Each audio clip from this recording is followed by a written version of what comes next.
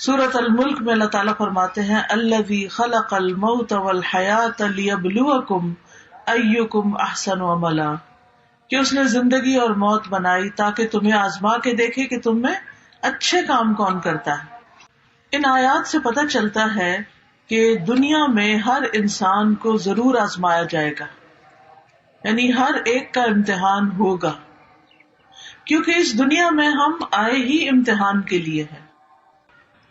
تو ہم بات یہ کر رہے تھے کہ اللہ تعالیٰ نے چونکہ امتحان کے لیے پیدا کیا ہے، اس لیے کبھی بھوک، کبھی مال، کبھی جان، کبھی پھل، کبھی فصلوں کی کمی، ان کے ساتھ انسان کا امتحان ہوتا رہتا ہے۔ کوئی نہ کوئی چیز زندگی میں مسئلہ کھڑا ہی رکھتی ہے، ایک مسئلے سے نکلتے ہیں ایک اور میں پھنس جاتے ہیں، ایک سے نکلتے ہیں ایک اور میں پھنس جاتے ہیں، یعنی کوئی نہ کوئی غم ہمیں لگا ہی رہتا ہے۔ تو ایسی صورت میں کیا کرنا چاہیے کہ جب کوئی مصیبت پہنچے تو کیا کہنا چاہیے؟ انا للہ و انا الیہ راجعون۔ کوئی چیز چلی گئی، ہم بھی اللہ کے، ہم بھی جانے والے، اپنی موت کو یاد کر لیں، یعنی جب کوئی فوت ہو تو اپنی موت یاد کریں، ہم نے بھی چلے جانا ہے، یہاں تھوڑی بیٹھے رہنا ہے۔ تو اس طرح مومن کے دل کو سہارا ہو جاتا ہے، وہ کسی کی وفات پر اتنا افسوس نہیں کرتا کہ اپنا آپ ہی گنوا دے، کپا دے، اپنے آپ کو ہی ختم کر دے، ایسا نہیں ہوتا، بلکہ وہ کیا کرتا ہے کہ صبر کرتا ہے۔ تو یاد رکھیے کہ کوئی بھی مصیبت اللہ کے اذن کے بغیر نہیں آتی۔ قرآن مجید میں آتا ہے وما اصاب من مصیبت الا باذن اللہ، کوئی مصیبت نہیں آتی مگر اللہ کی اجازت سے آتی۔ ومن یؤمن باللہ یہد قلبہ، اور جو اللہ پر ایمان رکھتا ہے، اللہ پہ اعتماد کرتا ہے، اللہ اس کے دل کو ہدایت بخشتا ہے۔ اس مصیبت کے اندھیرے میں بھی اللہ تعالیٰ اس کو صحیح رستہ دکھا دیتا ہے، اس کا حل بتا دیتا ہے۔ اور یہ بھی یاد رکھیے کہ یہ جو مصیبتیں وغیرہ ہیں یہ اللہ کے اذن سے جب آتی ہیں، اگر اللہ نہ چاہے تو آ بھی نہیں سکتی، یعنی یہ ہماری تقدیر میں ہوتی ہیں کہ اس بندے کو اس چیز سے آزمانا ہے، اور اگر کوئی چیز ہماری تقدیر میں نہیں تو ڈرنے کی بھی ضرورت نہیں۔ یہ جو ہم وہم کا شکار ہو جاتے ہیں نا، خوف کا، پتہ نہیں یہ نہ ہو جائے، پتہ نہیں میرے بڑھاپے میں کیا بنے گا، میری اولاد نہیں ہے، میری تو شادی بھی نہیں ہوئی، میرا کیا ہوگا۔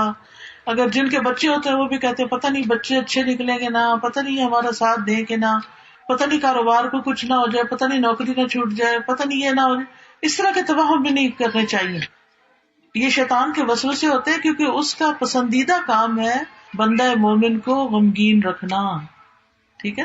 تو آپ نے غمگین نہیں رہنا، فوراً اللہ کی طرف رجوع کرنا ہے کہ آج تک میرا رب مجھے پال رہا ہے، آئندہ بھی وہی پالے گا، بس تسلی۔ اور اگر کوئی مصیبت آنی نہیں تو وہ میری فکر کرنے سے آنی جانی، کیونکہ ما اصابہ لم یکن لیخطئہ وان ما اخطأہ لم یکن لیصیبہ، جو چیز آنی ہے وہ ٹل نہیں سکتی، اور جو نہیں آنی وہ آ نہیں سکتی۔ تو جو آنی ہے اس نے آنا ہے، اس کے لیے اللہ سے دعا کرنی چاہیے کہ اللہ سبحانہ وتعالی ہمیں عافیت میں رکھے، اور اگر کوئی چیز آ کے ہٹ کرے تو صبر کی توفیق عطا فرمائے تاکہ اس کا اجر حاصل ہو سکے، اجر نہ گنوائیں ہم۔ پھر آپ دیکھیے کہ کبھی کوئی مصیبت آتی ہے تو ہم لوگوں کو بلیم کرنا شروع کر دیتے ہیں، اس نے نظر لگا دی ہے، اس نے جادو کر دیا ہے، اس نے حسد کر لیا ہے۔ اس سے بھی ہے کہ انسان جو ہے اس کے اندر ایک اور طرح کی خرابی پیدا ہونے لگتی، جو نظر بھی لگی نا تو اللہ کے اذن سے ہی لگی، ورنہ ہر وقت لوگ ہمیں دیکھتے نہیں رہتے، وہی لوگ دیکھ رہے ہوتے ہیں، ہمیں کچھ بھی نہیں ہوتا، اور کسی دن ان کی نظر ہمیں لگ جاتی ہے۔ تو لوگوں کی آنکھیں بند کر سکتے ہیں؟ نہیں کر سکتے۔ ہمیں کیا کرنا چاہیے؟ حفاظت کی دعائیں پڑھنی چاہیے، صدقہ خیرات کرنا چاہیے، ایسے کام کرنے چاہیے کہ جس سے اللہ تعالیٰ ہمیں محفوظ رکھے، نہ کہ ہم نجومیوں کے پاس جائیں کہ اچھا میرے جادو کس نے کیا اور فلاں کام کیسے ہو گیا۔ نہیں، غیب کی خبریں اللہ کے سوا کسی کو نہیں پتا، ان چیزوں کے پیچھے نہیں پڑنا چاہیے۔ پھر اسی طرح بعض اوقات جو مصائب ہوتے ہیں یا آزمائشیں ہوتی ہیں وہ بندے کے حق میں بڑی خیر ہوتی ہے، اس سے بندے کے اندر اللہ کی طرف قریب ہونے اور اللہ کی رضا حاصل کرنے کا شوق پیدا ہوتا ہے۔ رسول اللہ صلی اللہ علیہ وسلم نے فرمایا اللہ جس کے ساتھ بھلائی کا ارادہ کرتا ہے اس کو مصیبت میں مبتلا کر دیتا ہے۔ اب وہ بندہ جو بھاگا جا رہا تھا دنیا کی طرف، جب پڑی اس پر مصیبت تو اب کیا ہوا؟ اللہ کی طرف اس نے رجوع کر لیا، اس نے اللہ کے سامنے رونا شروع کر دیا، دعائیں مانگنی شروع کر دی، ذکر اذکار وظیفے کرنے شروع کر دیے. اتنا ذکر ہم عام طور پہ کرتے ہیں جب ہم خوشحالی میں ہوتے ہیں؟ نہیں، لیکن جب مصیبت آتی ہے تو پھر دن رات دعائیں کرتے ہیں، اور دعا عبادت ہے، ہم ہر وقت عبادت کی حالت میں ہو جاتے ہیں. پھر اسی طرح ہے کہ اللہ تعالیٰ بندے کو اس کے ذریعے صاف کرتا ہے، گناہ پاک ہوتے ہیں. حدیث میں آتا ہے مسلمان کو جو بھی پریشانی، رنج، غم، ملال، تکلیف کچھ بھی پہنچتا ہے، حتیٰ کہ کوئی کانٹا بھی اس کو چبھ جاتا ہے، تو اللہ تعالیٰ اسے اس کے گناہوں کا کفارہ بنا دیتے ہیں اور اس کو اس کے ذریعے پاک کر دیتے ہیں. پھر اسی طرح ایک جگہ پر تو یہ آتا ہے کہ یہ اللہ کی محبت کی علامت ہوتی ہے. ہم تو جس سے محبت کرتے ہیں اس کو زیادہ اچھی اچھی چیزیں دیتے ہیں، لیکن اللہ کی محبت بندوں کی محبت سے مختلف ہے. وہ اس کو تکلیف میں مبتلا کر کے اپنی طرف لے آتے ہیں. حدیث میں آتا ہے اذا احب اللہ قوما ابتلاہم، جب اللہ کسی قوم سے، کچھ لوگوں سے محبت کرتا ہے تو ان کو امتحان میں مبتلا کر دیتا ہے، اور یہ اللہ کے قرب کی علامت ہوتی ہے. اور اس میں آپ دیکھیے کہ ایک حدیث سے پتہ چلتا ہے کہ آپ نے فرمایا کہ ان میں سے کچھ لوگ آزمائش پہ بہت خوش ہوتے ہیں بنسبت اس شخص کے جو کچھ دیے جانے پہ خوش ہوتا ہے. وہ امتحان پر کہتا ہے کہ اللہ نے ہم سے محبت کی، اللہ نے ہمیں یاد رکھا. اور صحابہ میں یہ ہوتا تھا کہ اگر انہیں کوئی مشکل نہیں پیش آتی تھی، ہر وقت خوشیاں ہی خوشیاں، تو فکر مند ہونے لگتے تھے کہ کہیں اللہ تعالیٰ ہم سے ناراض تو نہیں. اس کا یہ مطلب نہیں کہ ہمیں مصیبتیں مانگنی چاہیے، نہیں، ہرگز نہیں. عافیت مانگنی چاہیے، عافیت کی دعا اللہ کو پسند ہے، لیکن اگر مشکل آ جائے تو مسکرا کے مقابلہ کرنا چاہیے، نہ کہ رونا پیٹنا ڈال دے. اس موقع پر صبر کرنا چاہیے. صبر کیا ہے؟ کسی مصیبت کو اچھے انداز میں ٹیکل کرنا، اچھے انداز میں اس کا مقابلہ کرنا. ابن تیمیہ کہتے ہیں کہ اللہ نے اپنی کتاب میں 90 سے زیادہ جگہ پر صبر کا ذکر فرمایا، 90 سے زیادہ جگہوں پر، اور 2 جگہ تو اللہ تعالیٰ نے اس کو صبر اور نماز کو ساتھ ساتھ بیان کیا ہے. وَاسْتَعِینُوا بِالصَّبْرِ وَالصَّلَاةِ، صبر انبیاء کی صفت ہے. پھر اسی طرح قرآن مجید میں صبر کرنے والوں کی تعریف کی گئی ہے. وَالصَّابِرِينَ فِي الْبَأْسَاءِ وَالضَّرَّاءِ وَحِينَ الْبَأْسِ أُولَئِكَ الَّذِينَ صَدَقُوا وَأُولَئِكَ هُمُ الْمُتَّقُونَ، اور خصوصاً جو تنگ دستی اور تکلیف میں اور لڑائی کے وقت صبر کرنے والے ہیں، یہی لوگ ہیں جنہوں نے سچ کہا اور یہی بچنے والے ہیں.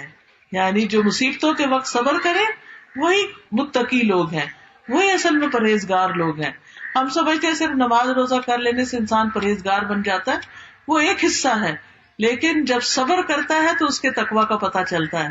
کیونکہ عام حالات میں نہیں پتہ چلتا کہ کون شخص کتنا نیک ہے، لیکن جب اس پہ کوئی مشکل آتی ہے اور اس وقت وہ کس طرح ریئیکٹ کرتا ہے، اس سے پتہ چلتا ہے کہ اس کے اندر کتنا صبر ہے اور کتنا یہ اچھا انسان ہے.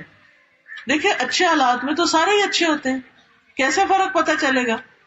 جب کوئی آپ کو لطیفے سنا رہا ہوگا تو آپ سبھی ہنس رہے ہوں گے، لیکن وہ شخص جو تکلیف کے وقت مسکرا دے، اللہ کی تعریف بیان کر دے، اللہ کی تقدیر پہ راضی ہو جائے، اللہ اس کے دل کو ٹھنڈک عطا فرما دیتا ہے. پھر اسی طرح آپ دیکھیں کہ نبی صلی اللہ علیہ وسلم کو بھی صبر کرنے کا حکم دیا گیا. پھر لوگوں کو بھی حکم دیا گیا وَجَعَلْنَا بَعْضَكُمْ لِبَعْضٍ فِتْنَةً أَتَصْبِرُونَ وَكَانَ رَبُّكَ بَصِيرًا، اور ہم نے تمہارے بعض کو بعض کے لیے آزمائش بنا دیا. یعنی انسان انسانوں کے لیے ایک امتحان ہے. کس طرح؟ بعض لوگوں کی عادت ہوتی ہے دوسروں کو ٹیز کرتے رہنا، تانے دینا، بعض کی عادت ہوتی ہے بڑا غصہ کرنا. اب وہ کیا ہے؟ انسان کے لیے ایک امتحان ہے.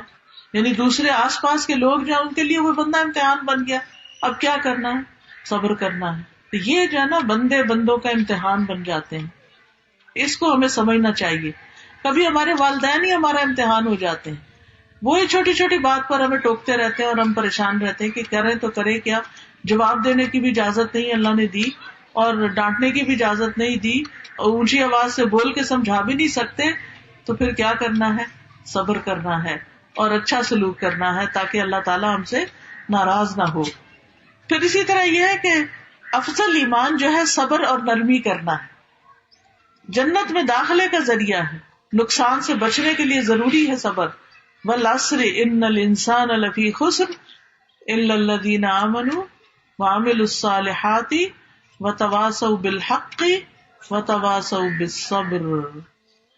صبر سب سے وسیع اور بہترین نعمت ہے، لیکن جو عورتیں صبر نہ کریں ان کے بارے میں بڑی سخت وعید ہے.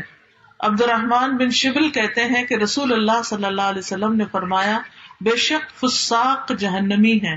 کہا گیا اللہ کے رسول فساق کون ہے؟ جیسے فاسق ہوتا ہے نا، اسی سے فساق. آپ نے فرمایا عورتیں. یہ عورتیں ہیں. ایک آدمی نے کہا اللہ کے رسول کیا وہ ہماری مائیں اور ہماری بہنیں اور ہماری بیویاں نہیں؟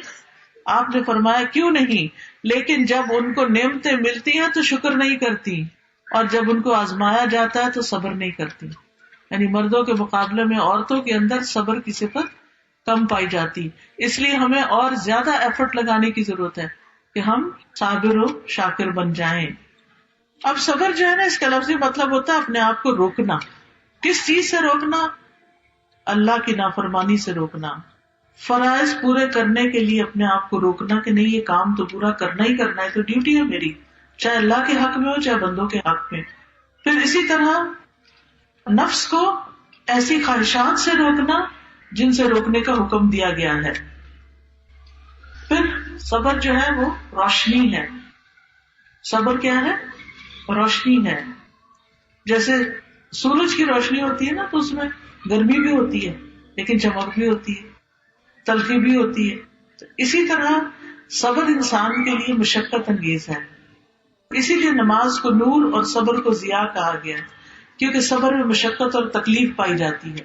تو 3 طرح صبر ہوتا ہے. ٹھیک ہے، 3 طرح کی چیز. نمبر 1، اللہ کی نافرمانی سے صبر کرنا. حرام کام بڑا آسان ہو گیا، لیکن کیا کرنا؟ اپنے آپ کو روک کر رکھنا. جیسے حدیث میں آتا ہے وہ شخص جس کو کوئی حسب نسب والی عورت، خوبصورت عورت زنا کے لیے بلائے اور وہ یہ کہے آدمی کہ میں اللہ سے ڈرتا ہوں، یہ بھی صبر ہے. ورنہ جہاں انسان کو برائی کرنے کا موقع مل جائے وہاں وہ کیوں صبر کرے، کیوں پیچھے رہے، جبکہ دعوت کسی اور کی طرف سے مل رہی ہے. دوسرے، اللہ کی اطاعت پر کاربند رہنا اور صبر کرنا، یعنی اللہ سبحانہ وتعالیٰ کی فرما برداری کرتے رہنا، چاہے گھر میں ہو چاہے گھر سے باہر ہو چاہے کہیں بھی ہو. یہ نہیں کہ جب دینی لوگوں کے بیچ میں ہو تو اچھے کام کرنا اور جب دنیا میں نکلے تو پھر اپنی مرضی کرنا. نہیں، کہیں پر بھی ہو، مسجد میں ہو، مدرسہ میں ہو، گھر میں ہو، بازار میں ہو، اللہ ہی کی فرما برداری کرنی ہے، اللہ ہی کو سب سے بڑا سمجھنا ہے، اسی پر جمے رہنا ہے. پھر اللہ کے فیصلوں پر صبر. بعض اوقات ہم ایک خاص جاب چاہتے ہیں، وہ ہمیں نہیں ملتی، تو یہ اللہ کا فیصلہ ہے. ہم بیٹی چاہتے ہیں، اللہ بیٹا دے دیتا ہے. ہم بیٹا چاہتے ہیں، اللہ بیٹی دے دیتا ہے. تو کس کا فیصلہ ہے؟ اللہ کا فیصلہ. اب اس پر بھی صبر کرنا ہے. پھر اسی طرح بعض اوقات ہم کہیں جانا چاہتے ہیں، ہم جا نہیں پاتے، اس پر بھی صبر. ہم زندگی میں کچھ بننا چاہتے ہیں، جو بننا چاہتے ہیں وہ بن نہیں پاتے کوششوں کے باوجود، تو پھر یہ کیا ہے؟ یہ بھی صبر ہے. تو اللہ کی تقدیروں پہ صبر کرنا جو ہے یہ انسان کے دل کو سکون بخشتا ہے. پھر صابرین کے لیے اللہ کے وعدے ہیں. یہ جو آیت میں نے آپ کے سامنے پڑھی اس میں 3 وعدے کیے گئے ہیں. نمبر 1، اولئک علیہم صلوات، کہ ایسے لوگوں پر رب کی مہربانیاں ہیں، ورحمت، اور رب کی رحمت ہے، واولئک هم المہتدون، اور یہی لوگ ہدایت پا گئے ہیں. یہ ہدایت یافتہ یعنی ہدایت پانے والے لوگ ہیں. تو اس میں آپ دیکھیں صلوات، رحمت اور ہدایت ملتی ہے کس پر؟ صبر کرنے پر. اور ان کے لیے مغفرت اور بہت بڑا اجر ہے. جیسے سورۃ الاحزاب کی آیت 35 میں آتا ہے والصابرین والصابرات، اور بھی صفات ہیں، اعد اللہ لهم مغفرۃ واجرا عظیما، کہ اللہ نے ان کے لیے بخشش اور بہت بڑا اجر تیار کر رکھا ہے. پھر آپ دیکھیے کہ صبر کرنے والوں کا اجر اللہ کے ذمہ ہوتا ہے، اور جو صبر کرتا ہے اس کا اجر پھر جب رب دے گا تو کتنا بڑا دے گا، پھر اس کا اجر ضائع نہیں ہوتا. پھر یہ بھی یاد رکھیے کہ جس کی آزمائش بڑی ہوتی ہے اس کا اجر بھی بڑا ہوتا ہے. کچھ لوگوں کی آزمائش چھوٹی چھوٹی ہوتی ہے اور اس پر بھی وہ صبر نہیں کرتے، لیکن کچھ کی آزمائش بہت بڑی ہوتی، تو جتنی بڑی آزمائش اتنا بڑا اجر. پھر صبر کرنے والوں کو خوشخبریاں دی گئی خیر کثیر کی، اللہ کی مدد ملنے کی، اللہ کا ساتھ ملنے کی. وَاصْبِرُوا إِنَّ اللَّهَ مَعَ الصَّابِرِينَ، صبر سے کام کرو گے نا تو اللہ کا ساتھ ہوگا تمہارے. پھر فرشتوں کا ساتھ ملتا ہے، اللہ کی محبت ملتی ہے. وَاللَّهُ يُحِبُّ الصَّابِرِينَ، اور اللہ تعالیٰ محبت کرتا ہے صبر کرنے والوں سے. سبحان اللہ. جس بندے سے پھر اللہ محبت کرتا ہے اس کی شان ہی کہ اللہ تعالیٰ جبریل کو بلاتے ہیں, میں فلاں بندے سے محبت کرتا ہوں, تم بھی کرو. جبریل بھی کرتے ہیں, وہ آسمان والوں میں پکارتے ہیں, آسمان والے محبت کرنے لگتے ہیں, پھر وہ محبت زمین والوں میں اتار دی جاتی ہے.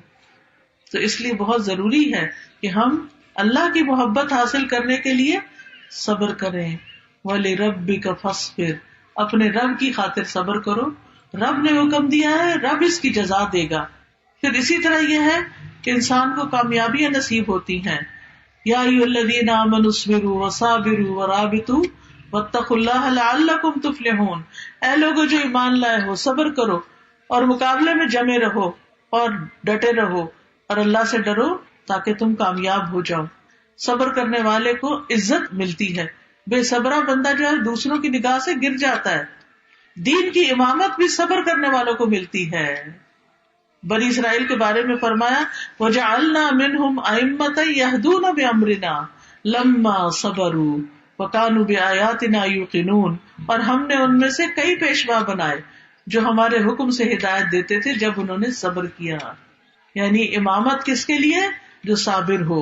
پھر دشمن کی چالوں سے بھی انسان بچ جاتا ہے. انسان کو غور و فکر کرنے کی توفیق نصیب ہوتی ہے. دنیا اور آخرت کی نعمتیں اور برکتیں نصیب ہوتی ہیں. بے حساب اجر ملتا ہے.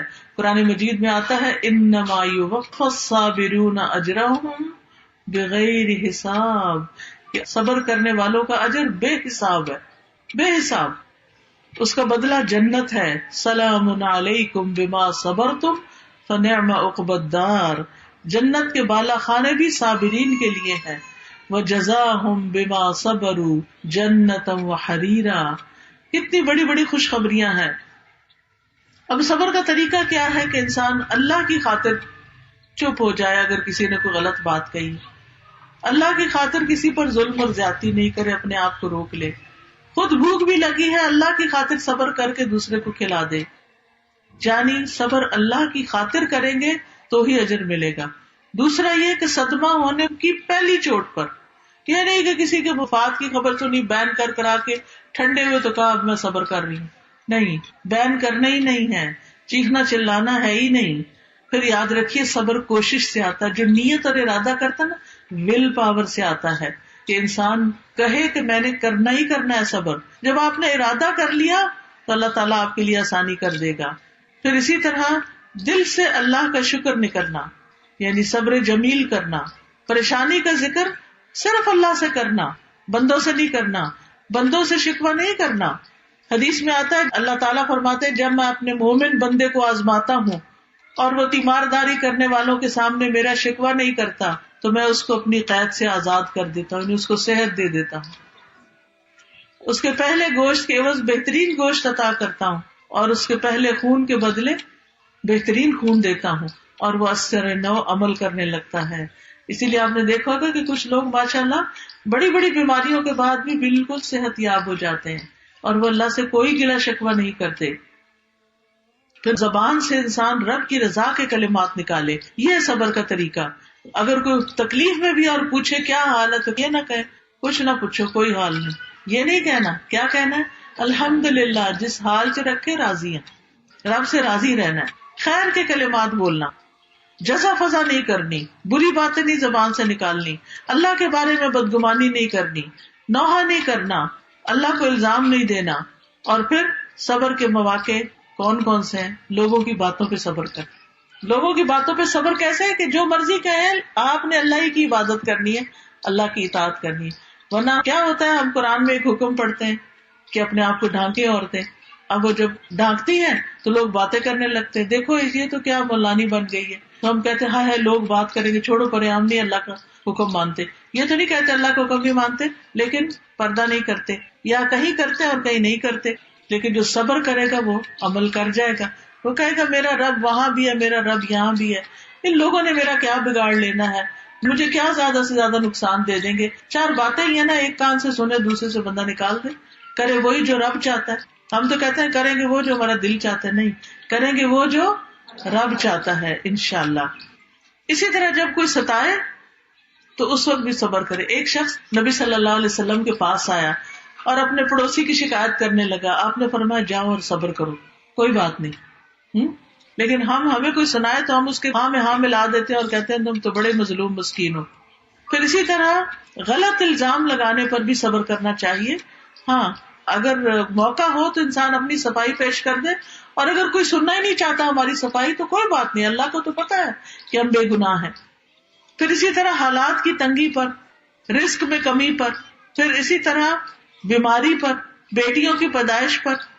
نبی صلی اللہ علیہ وسلم نے فرمایا جس شخص کی 3 بچیاں ہوں اور وہ ان پہ صبر کرے کہ 3 بیٹیاں اوپر تلے پیدا ہوگی، اور محنت کر کے انہیں کھلائے اور پلائے اور پہنائے، وہ اس کے لیے جہنم کی آگ سے اوٹ بن جائیں گی. کتنا بڑا اجر ہے. بچوں کی وفات ہو جائے تو اس پر صبر کرنا، بیت الحمد.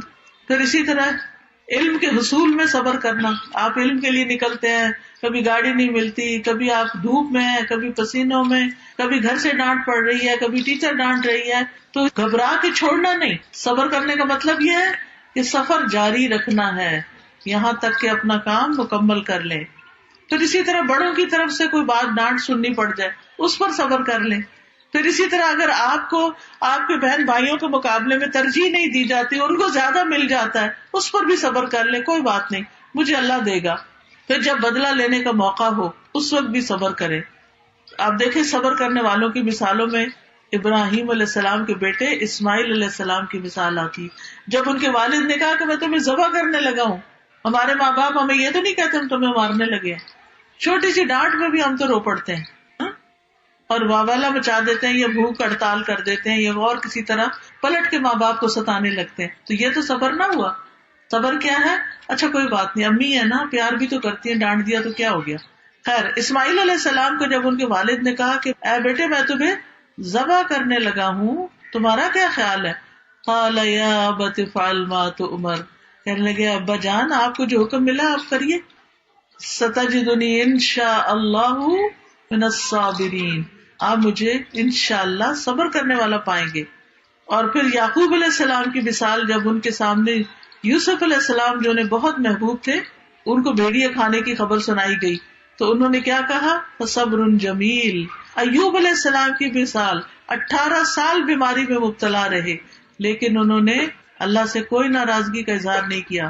حضرت آسیہ کی مثال کہ کس طرح فرعون ان کو ستاتا تھا. فرعون نے اپنی بیوی کے دونوں ہاتھوں اور دونوں پاؤں پر کیل ٹھوک دیے تھے اور سخت تکلیف میں تھی. تو جب فرعونی آگے پیچھے اور اوپر سے پیرا بھی دیتے تھے، جب فرعونی آگے پیچھے ہوتے تو فرشتے ان پہ سایہ کر لیتے. تو اس وقت انہوں نے دعا مانگی تھی رب ابن لی عندک بیتا فی الجنہ، اللہ اپنے پاس جنت میں گھر بنا دے. تو نبی صلی اللہ علیہ وسلم کو طائف کے سفر میں کتنی تکلیف اٹھانی پڑی تھی. حضرت عائشہ رضی اللہ تعالیٰ عنہ پر جب الزام لگا تھا تو اس وقت انہوں نے کیا کہا تھا؟ فصبر جمیل واللہ المستعان علی ما تصفون، صبر ہی اچھا ہے، بہترین صبر کروں گی اور اللہ ہی میرا مددگار ہے ان باتوں میں جو تم مجھ پہ کرتے ہو. تو یاد رکھیے صبر کوشش سے بھی اور صبر دعا سے بھی.